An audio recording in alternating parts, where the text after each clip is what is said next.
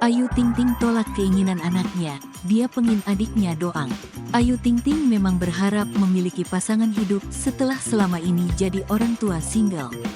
Namun keinginan Ayu Ting Ting tersebut tidak mudah diwujudkan karena permintaan anaknya Bilqis Humairah Razak. Ayu Ting Ting mengaku, putrinya Bilqis Humairah Razak masih sulit menerima jika dirinya memiliki pasangan lagi. Hal ini berkaitan dengan sifat asli anak sematawayangnya, Bilqis Humairah Razak. Pasalnya, ternyata Bilqis begitu posesif padanya. Karena Bilqis termasuk anak yang susah terima orang baru. Ungkap perempuan 30 tahun ini dikutip dari kanal YouTube Kiki Saputri Official. Senin, tanggal 26 Desember tahun 2022. Jadi aku berteman sama cowok sedikit aja, siapa, gitu. Posesif, sambungnya.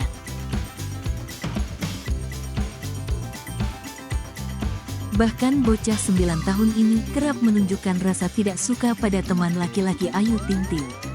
Terus belum yang namanya bisa kayak kita bawa teman cowok, dia yang langsung, "Hai, om, enggak." Ya murung aja gitu. Enggak senang, mukanya enggak happy, ujar Ayu lagi. Ayu Ting Ting juga mengaku kerap dibuat bingung oleh sang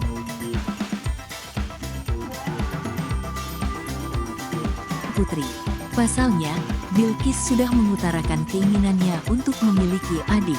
Namun, cucu Abdul Rozak ini justru tampak tidak suka dengan kehadiran orang baru di kehidupannya bersama Ayu Ting Ting.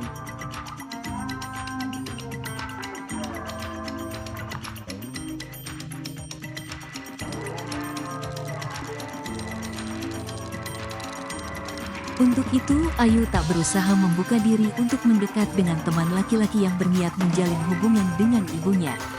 Kelihatannya nggak suka gitu, jadi gimana orang itu mau ngedekat karena Bilqisnya juga tidak membuka. Walaupun sedih dengan sikap sang anak, Ayu Ting Ting terus berusaha membuat putrinya mengerti.